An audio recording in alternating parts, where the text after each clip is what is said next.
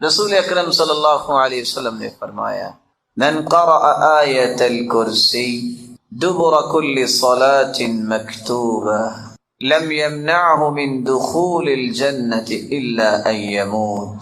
خوش نصیب ہے وہ شخص جو شخص فرض نماز کے بعد آیت الکرسی پڑھ لیتا ہے، اس کے اور جنت کے درمیان صرف موت کا پردہ حائل ہے۔ جس دن آنکھیں بند ہوں گی جہنم سے آزاد اور جنت کا مہمان بن جائے گا، اور شیطان سے اس کی حفاظت ہو جائے گی۔ رسول اکرم صلی اللہ علیہ وسلم نے فرمایا تھا، جب وہ سیدنا ابو ہریرہ رضی اللہ تعالی عنہ وہ دیکھتے ہیں کہ ایک شخص جو ہے وہ اناج بھر رہا ہے، تم نے پکڑ لیا، اور وہ شیطانی تھا۔ ایک دن، 2 دن، 3 دن کہتا آج چھوڑ دو، کل نہیں آؤں گا، پھر دوسرے دن آ گیا، پھر تیسرے دن آ گیا۔ کہا اچھا میں آپ کو ایک بات بتا دیتا ہوں، تم رات کو آیت الکرسی پڑھ لینا، میں صبح تک تیرے قریب نہیں آؤں۔ اللہ کے رسول نے فرمایا صدقک وہو کذوب، دنیا جہان کا جھوٹا ہے شیطان، لیکن یہ بات سچ بول گیا۔ آیت الکرسی اس قدر عظیم نعمت ہے، اس میں اعظم ہے، اور اس میں اعظم کے ساتھ دعا کی گئی، کبھی اللہ رد کرتے ہی نہیں ہیں۔ اپنے بچوں کو اپنے پاس بٹھا کے صبح و شام ان سے آیت الکرسی سنو، چھوڑ دو ان باتوں کو کہ بچے پڑھ لیں گے۔ اب بچوں کے پاس ملہیات بہت ہیں، آپ 2 منٹ ذرا اپنی توجہ ہٹا کے دیکھیں وہ کہاں سے کہاں پہنچ چکے ہوتے ہیں، تخیلات میں بھی، تفکرات میں بھی، اور فزیکلی بھی واقعتاً کہاں سے کہاں چلے جاتے ہیں۔ ان سے محبت کیجئے، ان سے وفا کیجئے، ان کو نعمت بنائیے۔ یہ کب بنیں گے نعمت؟ جب ان کے بارے میں سوچ بنے گی کہ اللہ دنیا میں بھی ہمارے کھلونے ہیں تو جنت میں بھی ہمارے ساتھ رکھنا انہیں۔ رسول اللہ صلی اللہ علیہ وسلم نے فرمایا من لازم الاستغفار جعل اللہ له من كل هم فرجا ومن كل ضيق مخرجا ورزقه من حيث لا يحتسب۔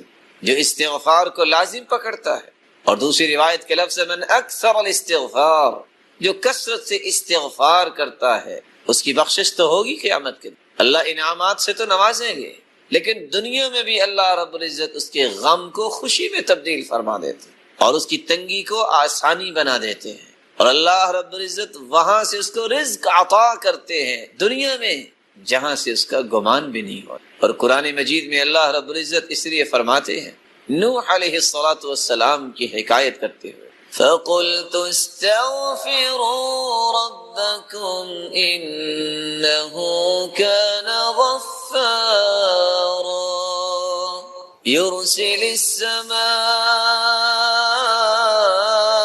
عَلَيْكُمْ مِدْرَارًا وَيُمْدِدْكُمْ بِأَمْوَالٍ وَيَجْعَلْ لَكُمْ جَنَّاتٍ وَيَجْعَلْ لَكُمْ أَنْهَارًا مَا لَكُمْ لَا تَرْجُونَ لِلَّهِ وَقَارًا۔ تم استغفار کر لو، اللہ رب العزت تمہارے گناہوں کو معاف فرما دیں گے۔ یہ پانی انسانی زندگی کا راز ہے۔ تم پہ موسلا دھار بارشیں اللہ برسائیں، تم مال و دولت کی قلت کی شکایت کرتے ہو، استغفار کر لو، اللہ رب العزت تمہیں مال و دولت میں فراوانی عطا فرمائیں۔ تم اولاد کی نعمت کو ترستے ہو، استغفار کر لو، اللہ تمہیں اولاد کی نعمت سے نواز دیں گے۔ تم پھلوں سے ترستے ہو، اللہ تمہیں باغات کا مالک بنا دے۔ تم پانی کی بوند بوند سے ترستے ہو، اللہ رب العزت تو تمہارے لیے نہریں جاری کر دے گے، نہروں کا بندوبست فرما دے گے۔ اور تمہیں کیا ہو گیا ہے پھر بھی تم اللہ رب العزت کے وقار کو نہیں سمجھتے۔ اور دوسری جگہ اللہ رب العزت فرماتے ہیں وَأَنِ اسْتَغْفِرُوا رَبَّكُمْ ثُمَّ تُوبُوا إِلَيْهِ يُمَتِّعْكُمْ مَتَاعًا حَسَنًا إِلَىٰ أَجَلٍ مسمى۔ استغفار تم کر لو، جب تک زندہ رہو گے اللہ تمہیں سکون اور وقار کی زندگی نصیب فرما دے۔ اور تیسری جگہ اللہ رب العزت فرماتے ہیں وَيَا قَوْمِ اسْتَغْفِرُوا رَبَّكُمْ ثُمَّ تُوبُوا إِلَيْهِ يُرْسِلِ السَّمَاءَ عَلَيْكُمْ مِدْرَارًا وَيَزِدْكُمْ قُوَّةً إِلَىٰ قُوَّتِكُمْ وَلَا تَتَوَلَّوْا مُجْرِمِينَ۔ اللہ رب العزت ہود علیہ السلام کی قوم کے متعلق حکایت کر رہے ہیں کہ اللہ کے پیارے پیغمبر نے کہا ہے میری قوم استغفار کر لو، اللہ تمہیں موسلادھار بارشوں سے نواز دیں گے۔ اگر کوئی کمزوری محسوس کرتے ہو تو تمہاری کمزوریوں کو اللہ قوتوں میں تبدیل فرما دیں گے۔ کسی کے پاس مالی کمزوری ہے، خاندانی کمزوری ہے، ملی کمزوری ہے، ان تمام کمزوریوں کو اللہ رب العزت قوتوں میں تبدیل فرما دیں گے۔ جب انسان استغفار کرتا ہے تو یہ اس کو انعام ملتا ہے۔ پہلا گناہ جو انسان زبان سے کرتا ہے جب وہ شرکیہ کلمات بولتا ہے، لکھا ہوا ہے اللہ نبی وارث، اللہ ہی وارث ہے، نبی صلی اللہ علیہ وسلم کا بھی اللہ ہی وارث تھا۔ اللہ جانے یا فلاں جانے، نہیں اللہ ہی جانے کوئی اور نہ جانے، جب تک اللہ خبر نہ دے دے۔ عام معمولات میں شرکیہ کلام، کوئی لوگ ریاکار ہوتے ہیں، صرف لوگوں کے دل جیتنے کے لیے شرکیہ کلمات، جی آپ کیسے آئے؟ میں تو آپ کے لیے آیا ہوں۔ اس کا مطلب ہے کہ آپ اللہ کے لیے نہیں آئے مسجد میں، اس کے لیے آئے۔ اگر اس کے لیے آئے ہیں تو قیامت کو اللہ فرمائے گا فَلْيَطْلُبْ ثَوَابَهُ مِنْ عِنْدِي، اب ثواب بھی اس سے جا کے لو، میرے لیے تو تم آئے نہیں تھے۔ کیوں نہیں کہتے میں رب کے لیے آیا ہوں؟ ناراض ہوتا تو ہو جائے۔ تمہیں رب کی رضا کو ہمیشہ مقدم کرنا ہے۔ قُلْ إِنَّ صَلَاتِي وَنُسُكِي وَمَحْيَايَ وَمَمَاتِي لِلَّهِ رَبِّ الْعَالَمِينَ، حیاتی کلھا للہ، ساری کی ساری زندگی کے رخ اللہ کی طرف۔ کوئی راضی ہو فَلْيَرْضَ مَنْ يَرْضَ وَلْيَسْخَطْ مَنْ يَسْخَطْ إِذَا رَضِيَ مَنْ فِي السَّمَاءِ، جب رب راضی ہو، کوئی ناراض ہو، کوئی راضی ہو، تمہیں پریشانی کیا ہے؟ آج ایک کمپنی کا مالک ڈیلنگ کرتا ہے دوسری کمپنیوں کے ساتھ، پوری عالمی منڈی میں شور و غل ہے، اس سے کچھ نہ خریدو۔ خریدنے والے سے خرید رہے ہیں، اس کو کوئی ٹینشن ہے؟ اس کا مال تو جا رہا ہے۔ جب تیرا رب تجھ پہ راضی ہے، پوری کائنات تیری مخالفت پہ اکٹھی ہو جائے، تمہیں کبھی پریشان نہیں ہونا چاہیے، کیونکہ لوگ چھوڑ جاتے ہیں، رب اپنے بندوں کو نہیں چھوڑتا۔ اس لیے اللہ رب العزت قرآن مجید میں فرماتے ہیں إِنَّهُ مَن يُشْرِكْ بِاللَّهِ فَقَدْ حَرَّمَ اللَّهُ عَلَيْهِ الْجَنَّةَ وَمَأْوَاهُ النَّارُ وَمَا لِلظَّالِمِينَ مِنْ أَنصَارٍ۔ جس نے اللہ کا شریک کسی کو ٹھہرایا، اللہ کا فیصلہ یہ ہے کہ اس پہ جنت حرام ہے، اس کے لیے اس کا ٹھکانہ جہنم ہے، اور ایسے ظالموں کے لیے کوئی مددگار نہیں ہو۔ اور اللہ رب العزت فرماتے ہیں قیامت کا دن ہوگا ان اللہ لا یغفر ان یشرک بہ ویغفر ما دون ذلک لمن یشاء، سب گناہوں کو اللہ اپنی مشیت سے معاف کر دیں گے رحمت سے، لیکن شرک کی معافی تو ہے ہی نہیں۔ دنیا میں اگر معافی مانگ لے تو اللہ تعالیٰ اس کو اپنا محبوب بنا سکتے ہیں، لیکن قیامت کے دن تو اس کی معافی اللہ نے رکھی نہیں۔ دوسرا گناہ انسان زبان سے کرتا ہے جب بدعت، خرافات کے الفاظ اپنی زبان پہ لاتا ہے، اور آئندہ دنوں میں آپ سنیں گے بہت ساری باتیں۔ بدعت کیا ہے؟ بدعت کا مطلب میں تعریف نہیں مفہوم پیش کر دیتا ہوں۔ بدعتی سمجھتا یہ ہے کہ محمد مصطفیٰ صلی اللہ علیہ وسلم نے کچھ چیزیں چھپا دی تھی، میں اس کو واضح کر رہا ہوں۔ اسلام میں کچھ نقص رہ گیا تھا، میں اسے مکمل کر رہا ہوں۔ عرفات کے میدان میں اللہ کے رسول تشریف فرما تھے، اونٹنی پر بیٹھے تھے، عصر کے بعد کا وقت تھا، صحابی نے مہار پکڑی ہوئی تھی، ایک آیت نازل ہوئی اليوم اکملت لکم دینکم واتممت علیکم نعمتی ورضیت لکم الاسلام دینا. میرے پیارے پیغمبر آج ہم نے دین کی نعمت کو مکمل کر دیا ہے. مکمل کا مطلب کیا ہوتا ہے؟ مکمل. یہودی آئے عمر بن خطاب کے پاس رضی اللہ عنہ، کہتے آیت فی کتابکم لو نزلت علینا معشر الیہود لاتخذنا ذلك اليوم عیدا. آپ کے پاس جو کتاب ہے نا اللہ کی طرف سے نازل شدہ، اس میں کیسی آیت ہے اے خلیفۃ المسلمین؟ اگر یہ آیت یہودیوں پر نازل ہو جاتی نا تو جس دن یہ نازل ہوئی تھی ہم اس دن کو عید کا دن بنا لیتے. عمر بن خطاب پوچھتے ہیں ایو آیہ، کون سی آیت؟ یہودی نے کیا پڑھ کے سنایا؟ الیوم اکملت لکم دینکم. یہ اتنی عظیم آیت ہے کہ دین کے معاملات اللہ تعالیٰ نے مکمل کر دی. یہودی کو بھی یہ پتا تھا، باوجود اس کے کہ اللہ کے رسول پہ ایمان نہ لائے، کہ ایمان مکمل ہو چکا ہے، اسلام کی تعلیمات مکمل ہو چکی ہے. بدعتی یہ سمجھتا ہے یہ بھی دین کا حصہ بن سکتا ہے، ثابت کرنا چاہتا ہے کہ محمد مصطفیٰ پہ اترنے والا دین مکمل نہیں تھا. اور اللہ کے رسول صلی اللہ علیہ وسلم نے آج تک جتنا دین پہنچا ہے یہ میرے پیارے پیغمبر نے پہنچایا تھا، کوئی چیز بھی چھپائی نہیں ہے.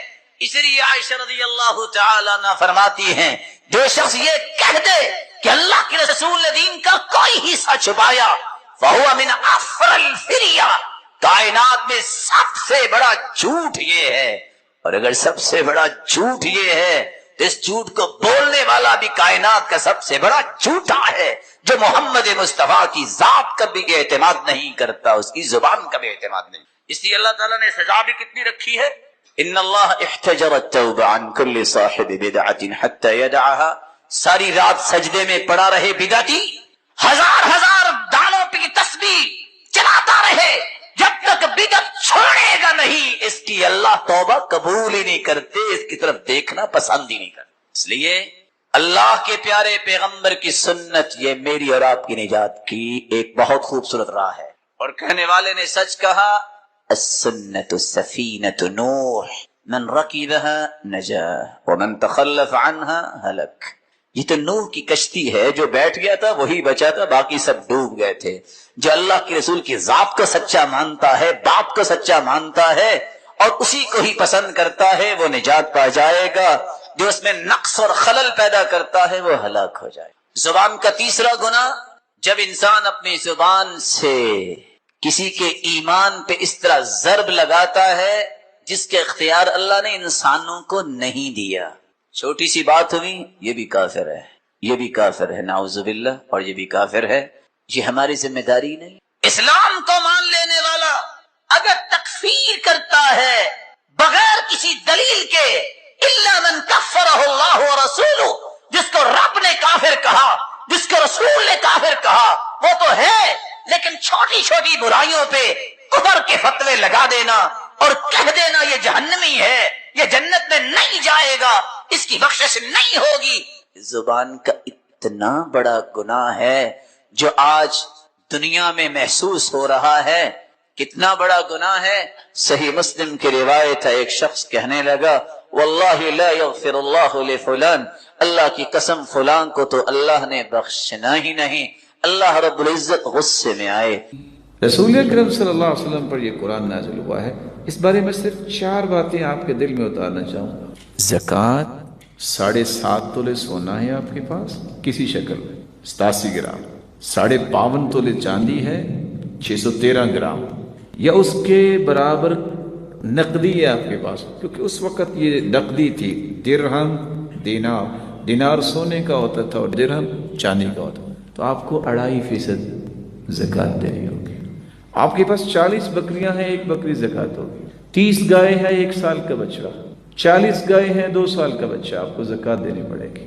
اگر آپ زمین سے اناج لے کے آتے ہیں، بس آپ کا 6 مہینے کے بعد لے آتے ہیں، اگر تو وہ بارش سے سیراب ہوئی، چشمے سے پانی وہاں پہنچے، آپ کی محنت نہیں لگی، او کان عثریا، یا ایسی زمین ہے جس کو پانی کی ضرورت نہیں، تو آپ کو عشر دینا پڑے گا، 10واں حصہ.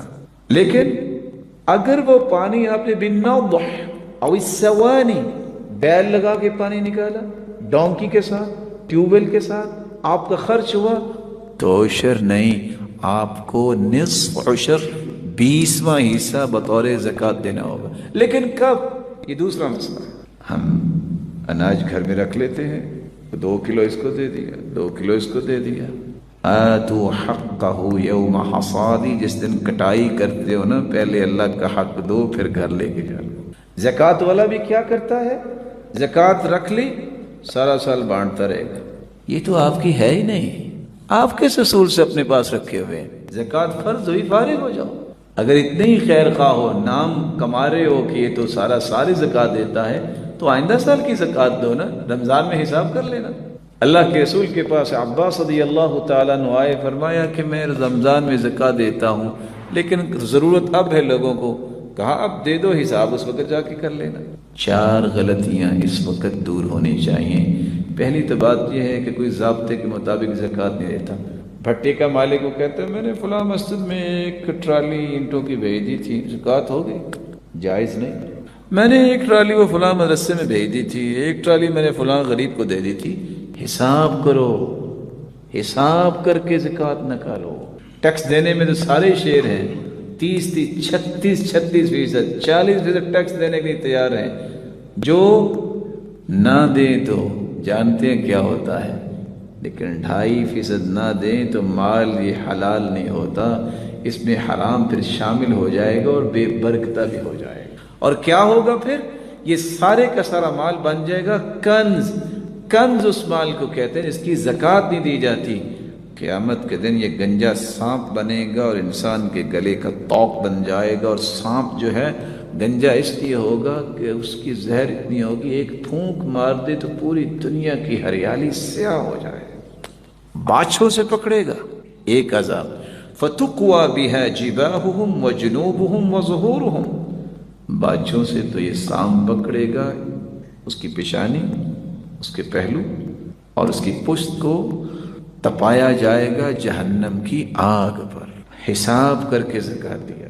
ایک دوسری بات، زکوٰۃ جب وقت آ جائے نکال دو۔ اگر آپ پورا سال زکوٰۃ کو اپنے اکاؤنٹ میں رکھتے ہیں، تھوڑی تھوڑی کر کے بانٹتے رہتے ہیں، تو جو اس کے پروفٹس آ رہے ہیں اس کی زکوٰۃ کون دیتا ہے؟ آپ نے کس اصول کے مطابق اپنے پاس رکھی؟ وہ تو آپ کی ہے ہی نہیں، وہ تو مال اللہ کا ہو گیا۔ تیسری بات، زکوٰۃ کا نظام دینی مہینوں کے مطابق رکھیے۔ ان عدت الشہور عند اللہ 12 شہرا فی کتاب اللہ محرم صفر ربیع الاول، اس بنیاد پہ زکوٰۃ دیجیے۔ یہ 356 یا 55 دن بنتے ہیں۔ اگر آپ جنوری فروری کے حساب سے زکوٰۃ دیں گے 365 دن بنتے ہیں۔ ہر سال نہ چاہتے ہوئے بھی 9 سے 10 دنوں کی زکوٰۃ کے چور بن جائیں گے، اس لیے دینی حساب کے مطابق زکوٰۃ دیں۔ ایک چوتھی بات، لوگ پوچھتے ہیں بس بھول کے میں نے اکاؤنٹ جو ہے وہ کھلوا لیا اور اس میں تو سود بھی آتا ہے، اب کیا کروں؟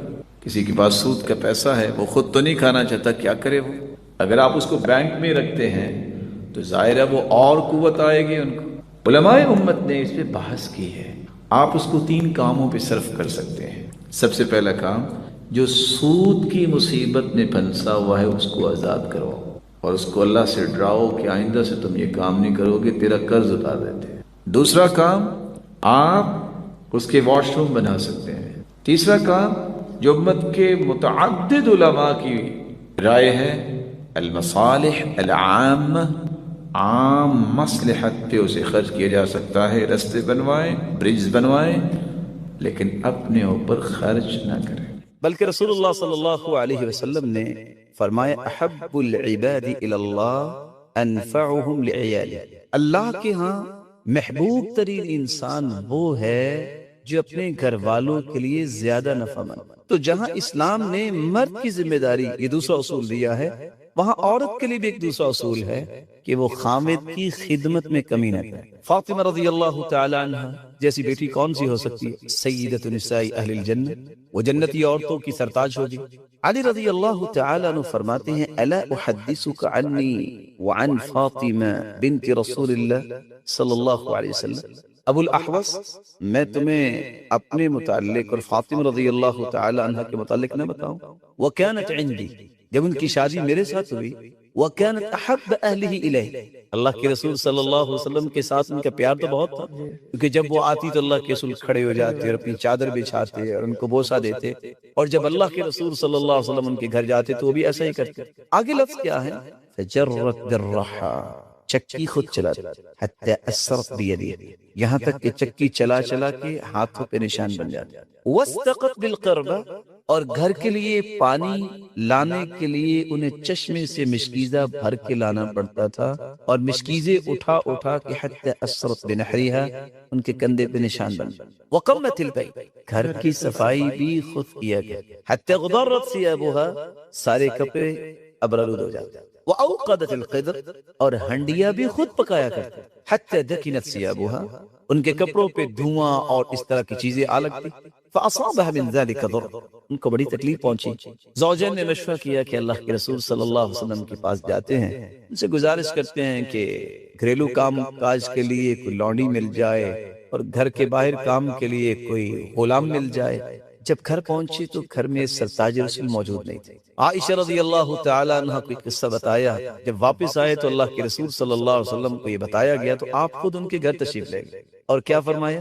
الا ادلکما علی خیر مما سألتما، تم غلام اور لونڈی کے چکر میں آئے تھے، میں تمہیں ان سے بہتر چیز نہ بتا دوں؟ اذا اخذتما مضاجعكما فسبحا 33 واحمدا 33 وكبرا 34 فذلكما خیر لكما من خادم۔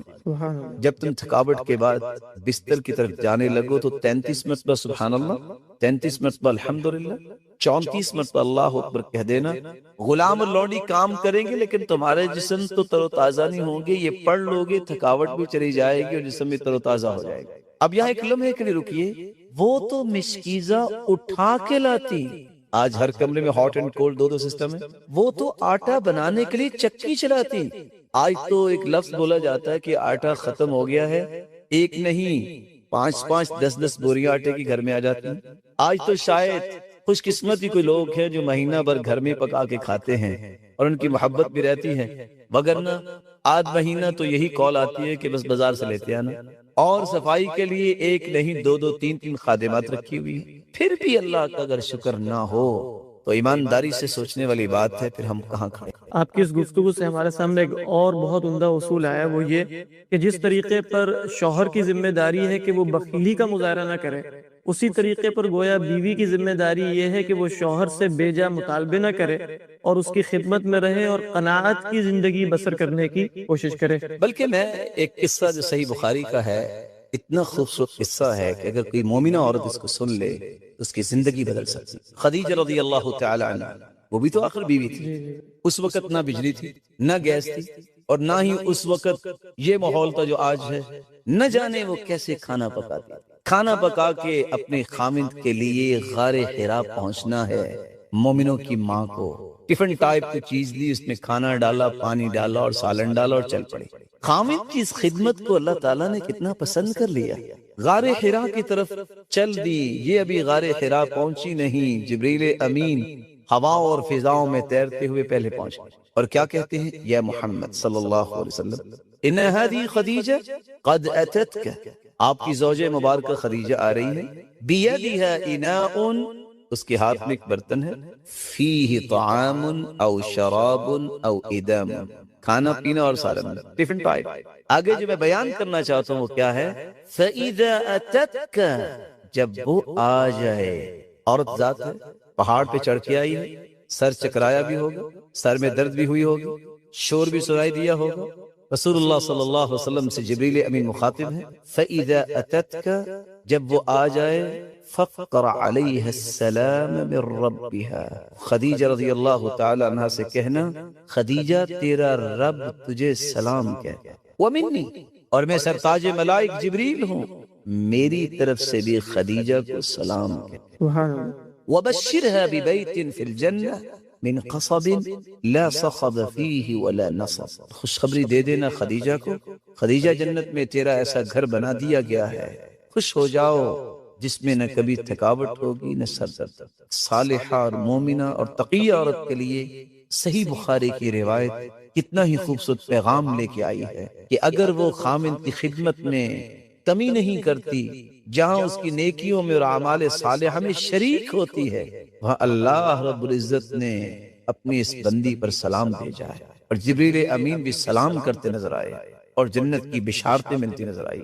یہی وجہ ہے کہ رسول اللہ صلی اللہ علیہ وسلم نے فرمایا ایما امرأة ماتت وزوجها عنها راض دخلت الجنہ، جو عورت اس حالت میں دنیا سے جائے گی اس کا خامد راضی ہے، یہ عورت جنت۔ گویا ہمارے سامنے یہ بات آئی کہ اگر اللہ کے نبی صلی اللہ علیہ وسلم کی بیٹی جو سیدۃ نساء اہل الجنہ ہے، اور اللہ کے نبی صلی اللہ علیہ وسلم کی زوجہ مبارکہ سیدہ خدیجہ رضی اللہ تعالی عنہا ام المؤمنین، اگر یہ اپنے گھر کے کام خود کر سکتی ہیں اور یہ اپنے شوہروں کی خدمت کر سکتی ہیں، تو کسی بھی مسلمان عورت کو اس میں عار محسوس نہیں کرنی چاہیے کہ وہ اپنے شوہر کی خدمت کرے۔ کیا گھر کو قائم رکھنے کے حوالے سے ہمارے پاس کچھ اور اصول بھی ہیں کہ جن کو ہم دیکھ سکتے ہیں جو گھر کو ایک مثالی خاندان بنا دیں؟ زبیر رضی اللہ تعالی عنہ کی جو بیوی تھی اسماء رضی اللہ تعالی عنہ، سیدہ عائشہ کی بہن، سیدہ عائشہ رضی اللہ تعالی عنہ کی بہن، وہ کیا فرماتی؟ کنت انقل النوا، میں زبیر رضی اللہ تعالی عنہ کے گھوڑوں کے لیے کھجوروں کی گٹلیاں اکٹھی کر کے لاتی ان کی خوراک کے لیے، اور کہاں سے؟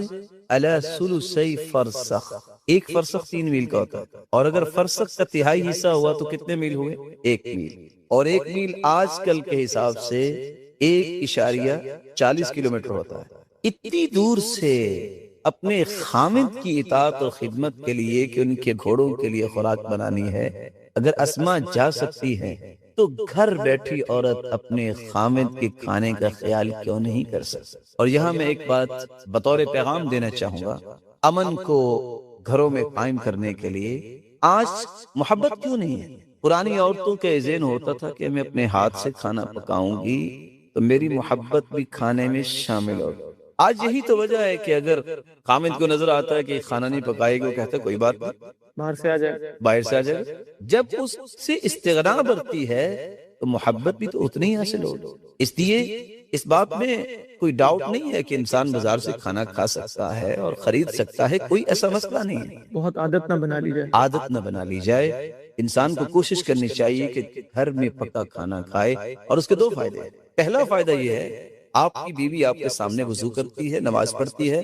شیخ صاحب انشاءاللہ یہ گفتگو جاری رہے گی، اور ماشاءاللہ بہت ہی عمدہ باتیں اور سننے کا بھی اشتیاق ہے، لیکن وقت کی نزاکت کا بھی ہمیں احساس ہے۔ اس نشست میں ہمارے سامنے 2 باتیں بہت اہم آئیں کہ ہر مسلمان کو اللہ کے نبی صلی اللہ علیہ وسلم کی بیٹی سیدہ فاطمہ رضی اللہ تعالی عنہا، اور اسی طریقے پر آپ کی زوجہ محترمہ اور آپ کی حبیبہ سیدہ خدیجہ رضی اللہ تعالی عنہا کا اسوہ ہر وقت اپنے سامنے رکھنا چاہیے۔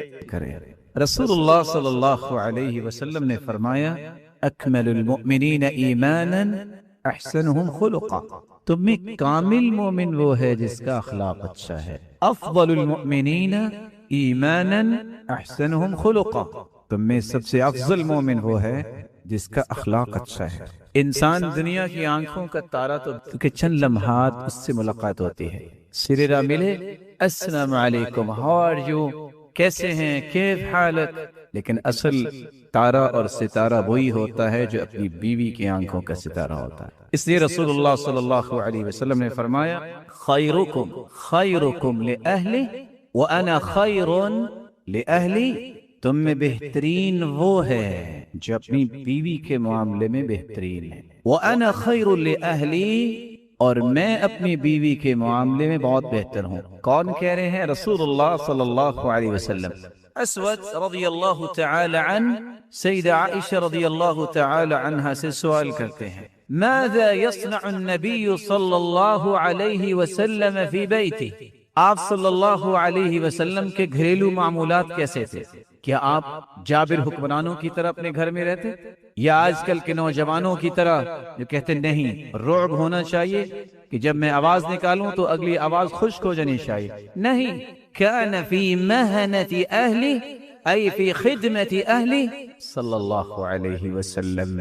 سیدہ عائشہ رضی اللہ تعالی عنہا فرماتی ہیں آپ کے گھریلو معاملات میں تعامل ایسا تھا، کان فی مہنۃ اہلی، ہم 9 بیویاں ان کی خدمت تو کرتی، لیکن آپ کا اسلوب اتنا مبارک اور اتنا خوبصورت تھا، محسوس یوں ہوتا کہ اللہ کے رسول صلی اللہ علیہ وسلم ہماری خدمت کر رہے۔ یرقع دلوہ، یخسف نعلہ، یفلی ثوبہ، یخدم نفسہ۔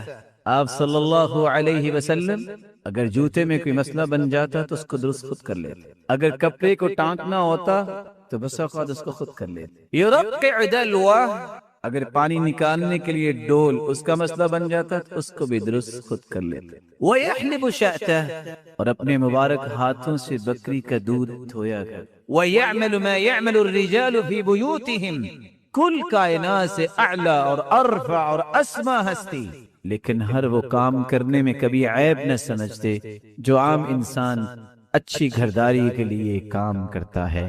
لیکن فَإِذَا حَضَرَتِ الصَّلَاةُ قام الى الصلاة، جب نماز کا وقت ہوتا اس طرح آرام سے مسجد کی طرف چلے جاتے جیسے گھر والوں کو پہچان۔ اللہ صلی اللہ علیہ وسلم نے فرمایا احب العباد الى اللہ انفعهم لعیالی، کائنات میں سب سے بہترین اللہ کے ہاں وہ شخص ہے جو اپنے اہل و عیال کے معاملے میں نفع مند ہو، اس کی زندگی سے اہل و عیال کو دینی نفع بھی ہو، دنیاوی نفع بھی ہو، معاشرتی نفع بھی ہو، معاشی نفع بھی ہو، زندگی کے تمام کارنرز میں وہ نفع مند شخصیت، عضو نافع اپنے گھر میں اور اپنے خاندان میں اپنے آپ کو ثابت کرے۔ رسول اللہ صلی اللہ علیہ وسلم کس طرح اپنے گھر والوں کے معاملے میں حسن معاشرت کرتے تھے۔ آج اس طرح کی گفتگو یا تو سنائی نہیں جاتی کہ ایسا کرنا پڑے گا، یا اس لیے سنائی نہیں جاتی شاید کہ یہ خوبصورت زاویے ہمارے علم سے محو ہو گئے اور ان کی طرف ہم نے رجوع نہیں کبھی کیا، یا اس لیے نہیں سنائے جاتے کہ لوگ کیا کہیں گے۔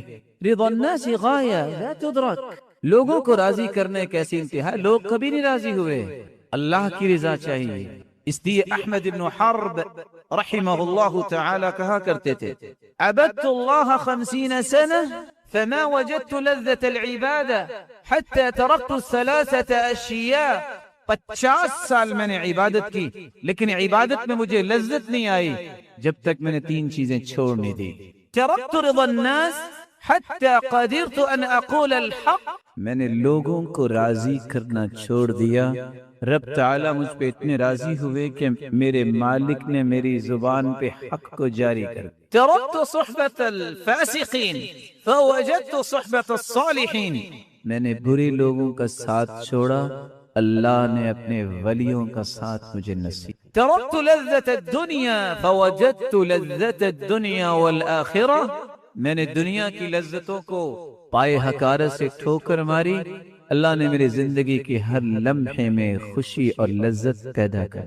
رسول اللہ صلی اللہ علیہ وسلم نے اس لیے فرمایا من التمس رضا الناس بسخط اللہ سخط اللہ علیہ واسخط علیہ الناس، ومن التمس رضا الناس بسخط اللہ ومن التمس رضا اللہ بسخط الناس رضی اللہ عنہ وارض عنہ الناس، جو رب کو راضی کرتا ہے لوگوں کو ناراض کر بیٹھتا ہے، کبھی پریشان نہ ہو، اللہ خود بھی راضی ہوتے ہیں اور لوگوں کو نکیل ڈال کے راضی کرتے ہیں۔ بلا کیسے؟ ان قلوب بنی آدم بین اصبعین من اصابع الرحمن یقلبها کیف یشاء، پوری کائنات کے دل تو اللہ کی 2 انگلیوں کے درمیان ہیں، جب چاہے میرا مالک جدھر چاہے ان کو پھیر دے۔ اس لیے اللہ کے رسول صلی اللہ علیہ وسلم کثرت سے یہ دعا کیا کرتے تھے یا مقلب القلوب ثبت قلبی علی دینک، اے دلوں کے پھیرنے والے میرے دل کو دین پر ثابت کر دے۔ یا مصرف القلوب صرف قلبی الی طاعتک، اے دلوں کے پھیرنے والے میرے دل کو اپنی اطاعت کی طرف پھیر۔ رسول اللہ صلی اللہ علیہ وسلم معاشرت کے پہلو گھر میں کس طرح پیش کرتے؟ سب سے پہلا طریقہ، آپ جب بھی اپنے گھر والوں سے گفتگو کرتے تو آپ تبسم فرماتے، تبسمک فی وجہ اخیک لک صدقہ، مسکرا کے ملنا یہ بہت بڑا صدقہ، اور آپ ایسے ناموں کے ساتھ پکارتے یا عائش یا حمیرہ، کبھی ترخیم مرخم کر کے، کبھی پورے نام سے آدھا نام، کس لیے؟ دل جیتنے کے لیے، حسن معاشرت امت کو سمجھانے کے لیے۔ رسول اللہ صلی اللہ علیہ وسلم گھر میں اگر ہوتے، ما عاد النبی صلی اللہ علیہ وسلم طعاما قط ان اشتهاه واكله والا تركه۔ آپ کے سامنے کوئی کھانا آتا، پسند آ جاتا تو کھا لیتے، نہ آتا تو عیب نہیں نکالتے۔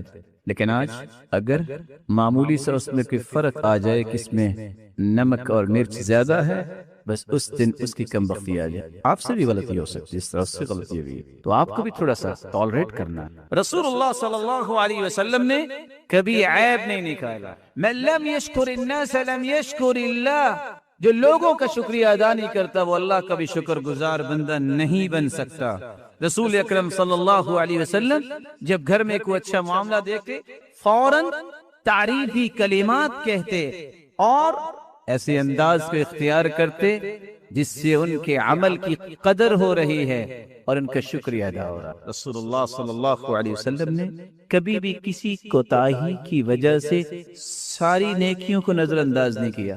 آج کیا ہے؟ بہت ساری اچھائیاں گھر والیوں میں، چونکہ اس نے میری یہ بات نہیں مانی اب یہ میرے گھر میں نہیں رہ سکتا۔ لا الہ الا اللہ لا یفرق مؤمن مؤمنہ ان کرہ منہا خلقا رضی بہا آخر۔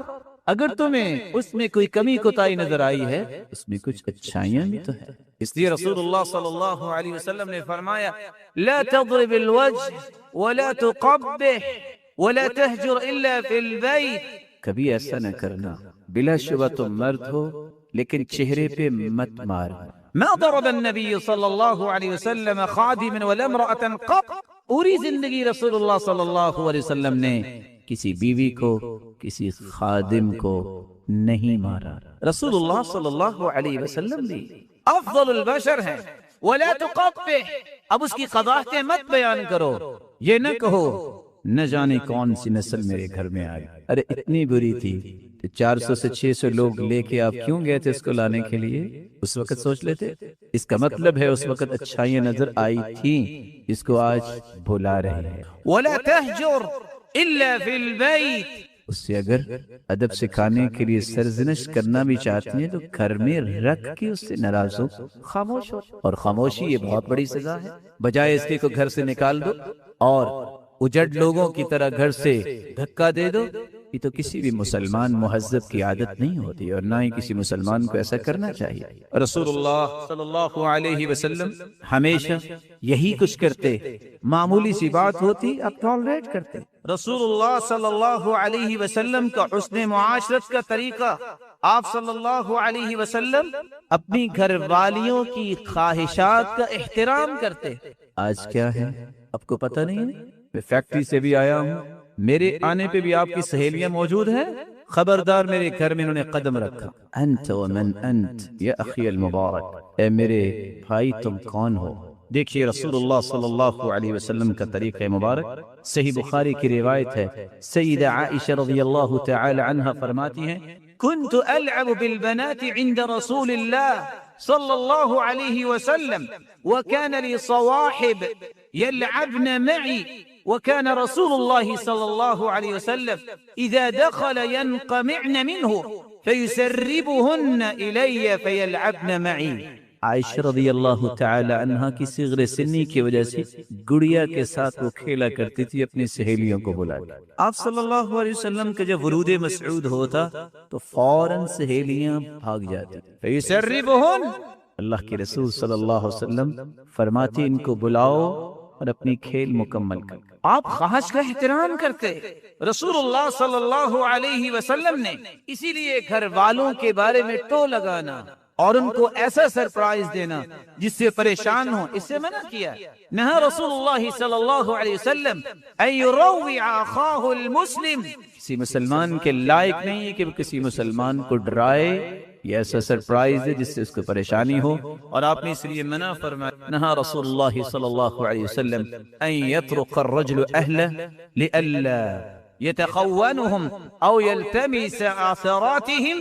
رسول اللہ صلی اللہ علیہ وسلم نے ٹو لگانے اور غلطیاں تلاش کرنے سے منع کر دیا۔ اگر آپ تلاش آپ کو اپنی ذات بھی پسند نہیں آئے، اور میں آپ کو ایک تجربے کی بات کہوں، زندگی میں 3 حقیقتیں نہ بھولیے گا۔ غلطی کی گنجائش جس طرح آپ میں ہے میرے اندر ڈبل گنجائش ہو سکتی۔ اگر آپ گھر والوں کے معاملے میں سمجھتے ہیں غلطی کیوں ہوئی، یاد رکھنا آپ سے 2 مرتبہ ہو سکتی۔ اور کیوں؟ کل بنی آدم خطاء وخیر الخطائین التوابون، انسانیت ساری کی ساری خطا کار ہے۔ دوسری بات یاد ہے کسی کو کہ سیدنا آدم علیہ السلام کہاں تھے؟ جنت میں۔ کس کی تربیت میں تھے؟ اللہ کی تربیت۔ اس کے باوجود بھی بھول ہوئی کہ نہیں؟ آپ کہاں ہیں؟ دنیا میں۔ کس کی تربیت میں ہیں؟ میں نہیں کہتا استاد یہ والدین کی تربیت میں ہے۔ آج کل معاشرے کی تربیت کون کر رہا ہے؟ دوست، گلی بازار، میڈیا۔ تربیت بھی ایسی ہو پھر غلطی کی گنجائش بڑھ جائے۔ جب تک آپ غلطی کی اصلاح کے لیے پلاننگ نہیں کرتے اس کا وجود ختم نہیں ہو سکتا، اور یہ بشری تقاضا ہے، بھول ہوگی، لیکن اس بھول کو درست کرنا یہ آپ کی ذمہ داری ہے۔ رسول اللہ صلی اللہ علیہ وسلم اس لیے منع فرما رہے ہیں کہ اس مقصد کو سامنے نہ رکھو کہ میں نے غلطی تلاش کرنی اور ثابت کرنا ہے اپنی بیوی پر کہ تم غلط اور میں ٹھیک ہوں۔ اپنا بتانا کہ میں ٹھیک ہوں اس کے لیے دوسرے کو غلط کرنا ضروری تو نہیں ہوتا۔ ایک مثال سے واضح، اعمش اور ابراہیم النخعی رحم اللہ الجمیع۔ اعمش جن کو نظر نہیں آتا تھا، نبی نے تھے، بہت بڑے تابعی۔ ابراہیم النخعی بہت بڑے عالم ہیں وہ بھی، لیکن ان کی نظر میں کچھ فرق تھا۔ اکٹھے جا رہے تھے، اعمش کا ہاتھ پکڑا ہوا ہے، سامنے دیکھا کچھ لوگ ہیں، کہا سلیمان ابن مہران ان کا نام ہے، کیا خیال ہے آپ اس رستے سے چلے جاؤ، میں اس رستے سے چلا جاتا ہوں۔ کہتے کیوں، کیا ہوا؟ کہتے سامنے لوگ ہیں، مذاق کریں گے، ایک کو نظر نہیں آتا، جس نے ہاتھ پکڑا ہوا ہے اس کی بھی صحیح نظر نہیں۔ تو کہا پھر کیا ہوا؟ نحن نؤجر وهم یأسمون، ہمیں اس کا اجر ملے گا اور وہ گنہگار ہوں گے۔ تو ابراہیم النخعی نے کہا اپنے اجر کو ثابت کرنے کے لیے کسی کو گنہگار ثابت کرنا ضروری تو نہیں ہے۔ آپ ادھر سے چلے جائیں، میں ادھر سے جاتا ہوں، بہتر اکیلا اجر ہی لے لیں، ہم ان کو گنہگار ثابت نہ کریں۔ یہ ضروری نہیں کہ آپ اپنی بلندی کو ثابت کرنے کے لیے اس کو مجرم ثابت کریں اور اس کو کہیں کہ تم میں یہ غلطیاں ہیں۔ رسول اللہ صلی اللہ علیہ وسلم نے کس طرح اپنے گھر والوں کا خیال کیا؟ رسول اللہ صلی اللہ علیہ وسلم کے گھر والوں میں سے کوئی بیمار ہوتا تو اہتمام کیا کرتے؟ كان رسول اللہ صلی اللہ علیہ وسلم اذا مرض احد من اہلی نفث علیہ بالمعوذات، گھر والوں آپ فوراً توجہ کرتے اور ان کو دم کرتے، قل اعوذ برب الفلق اور قل اعوذ برب الناس پڑھتے۔ یہاں رک کے میں مرد و زن دونوں کو ایک گزارش کے طور پہ تنبیہ کروں، بچہ، بیٹا اور بیٹی نعمت ہے، اگر وہ بیمار ہو جائے اور اللہ کے پاس چلا جائے، ڈائیورس ہو جاتی ہے، کیوں؟ طلاق لے لی جاتی ہے، یہ خلا، اس کو تو ہوش ہی نہیں ہے، یہ وقت پہ لے جاتا ہاسپٹل تو میرا بیٹا فوت نہ ہوتا۔ یہاں رکنے کی بات اس لیے میں نے کہہ دی، اگر کسی عورت کا یہ نظریہ ہے کہ ہاسپٹل نہیں گیا تو فوت ہوا ہے، اس کو اپنے عقیدے کی اصلاح کرنی چاہیے۔ اللہ تعالیٰ نے اس کی عمر لکھی اتنی تھی، لیکن اس کا قطعاً یہ مقصد نہیں ہے کہ خامند کو خیال ہی نہ ہو کہ میں نے اپنی اولاد کی پرورش اور ان کی ذمہ داریوں کو پورا کرنا ہے، بر وقت اس کو ڈاکٹر پہ لے کے جائے، بر وقت اس پہ توجہ دے۔ لیکن اگر اللہ کے پاس چلا گیا ہے تو پھر عورت کو یہ نہیں کہنا چاہیے اس کی لیٹ کی وجہ سے، اس کی لاابالی کی وجہ سے فوت ہوا ہے۔ یعنی آپ یہ کہہ سکتے ہیں کہ اس عورت کا کہنے کا مطلب یہ ہے اگر یہ ہاسپٹل لے جاتا تو کسی نہ کسی طریقے سے ملک الموت سے انڈس ہاسپٹل کے ڈاکٹر سے چھڑا لینا، یہ کہنا چاہ رہے ہیں؟ نہیں، اذا جاء اجلهم فلا يستأخرون ساعة ولا يستقدمون۔ جب اجل آ جائے ایک لمحہ بھی لیٹ نہیں ہو سکتا۔ دنیا جہان کی بے احتیاطی اب کر لے، موت پہلے نہیں آئی۔ دنیا جہان کے احتیاطات آپ اختیار کر لے، موت لیٹ نہیں ہو سکتی، وقت پہ آئے۔ لیکن اہتمام خود اللہ کے رسول صلی اللہ علیہ وسلم نے کیا ہے، وہ کرنا چاہیے، اس میں انسان کو کمی کوتاہی نہیں کرنی چاہیے۔ لیکن اللہ کا فیصلہ جب آ جائے تو پھر اس عورت کو بھی اس صحابیہ کی زندگی کو یاد کرنا چاہیے، رمیثہ الغمیثہ رضی اللہ تعالی عنہ، ابو طلحہ کی بیوی رضی اللہ تعالی عنہ۔ اللہ کے رسول فرماتے ہیں دخلت الجنہ، میں جنت میں گیا تو خوشبوئیں آئیں، میں نے پوچھا یہ کس کی خوشبو ہے؟ جواب ملا هذه الرمیصہ، یہ آپ کی صحابی رمیصہ ہے۔ کس وجہ سے جنت اور یہ حفاظہ اور یہ خوشبوئیں کس وجہ سے؟